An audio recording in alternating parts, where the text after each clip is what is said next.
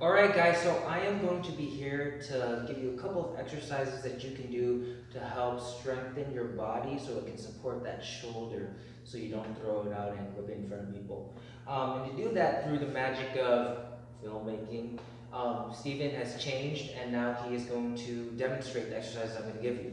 There are going to be two different types. We're going to have one that's going to be focused more on your posterior chain and one that's going to be focused on your anterior chain. If you remember any of the videos from before, the posterior chain, you could think of it, all your back muscles, glutes, hamstrings, as your accelerators, what makes you move.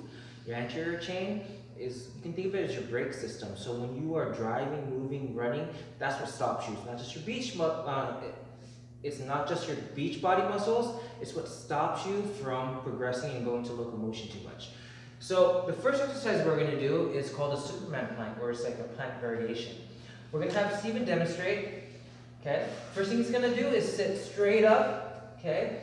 What I like my clients to do in the beginning is to get a good spinal structure. So you're going to expand your rib cage, and as he pulls his rib cage down, he's going to squeeze his glutes and his hips. This makes sure that that line is as straight as possible when he goes down to that plank position. He's going to go ahead and drop his hands in front. You'll notice that his hands are right under his shoulders, lifts his knees off the ground, and he has a nice straight plank. In this plank, he has his shoulders, his hips, his knees, and his ankles all in line. Now, to create the Superman plank, he's actually going to elevate his hands, or he's going to move his hands forward to create a 45-degree angle and try to keep that structure. Go ahead and just keep it there for once. There we go. And you can try to keep that structure. Go ahead and rest there, Steven.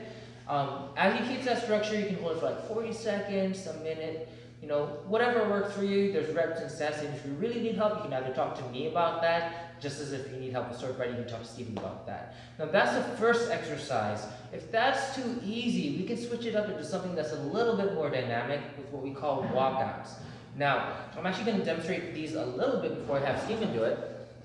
The walkout is basically the Superman plank, or transitioning between the normal plank and the Superman plank. When you do this, you want to make sure that once you're in position, you do not twist out your hips. Otherwise, you are not going to get the most benefit from the exercise. So from here, I'm going to try to keep my hips stable and neutral. Walk it forward once, right? And bring it back.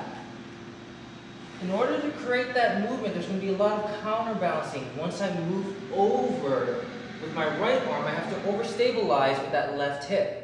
And vice versa as I come back. Steven, can you demonstrate that for us, please?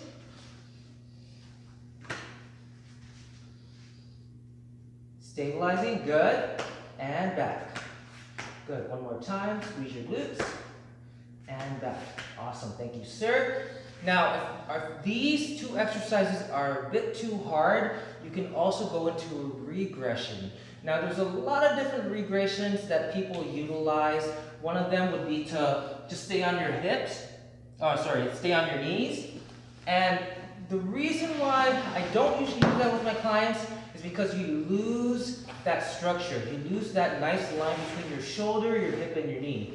Which is why Steven's got it right now. I usually use an elevated tool to recreate that. You're still going to go on your knees, but you're elevated so that it allows you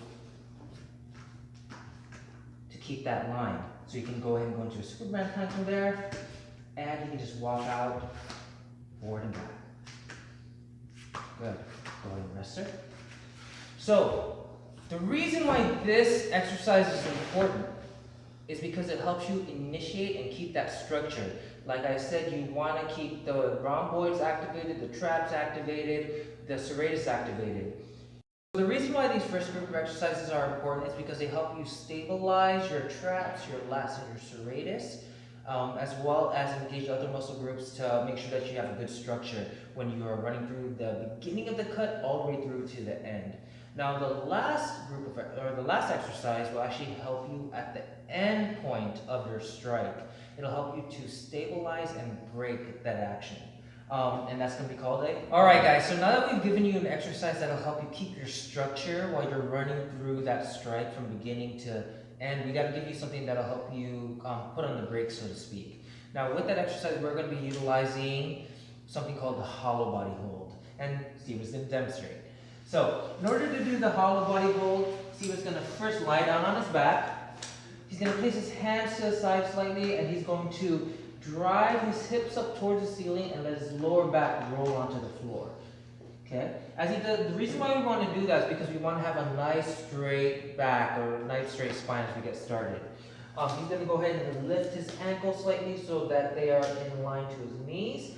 And to start this movement, or to continue this movement, I'm going to have him pretend that he has wheels locked onto his arms as if he was a transformer. He's just going to roll towards his ankles. And the reason why we do that is to have him engage his serratus, his abdominals, and his obliques, so the muscles in front here, and that takes the load off of his neck. Okay? Once he's done that, he's going to go ahead and extend his legs only as far as he can keep his lower back to the floor, wherever it lands, and then he's going to raise his arms up, keep his legs lift, raise his arms up above his head, biceps by his ears, and this basically takes you to what's called a hollow body hold. Now go ahead and rest there, Stephen. Now you notice that I'm not giving you any direct guides for the hollow body hold because it really depends on the person. It's a stability hold.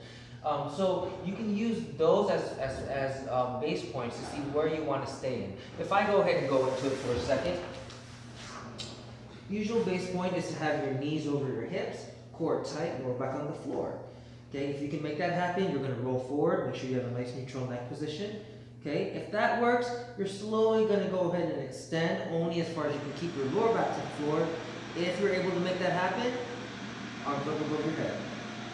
And once again, you are going to hold that for 40 seconds, a minute, maybe 20 seconds.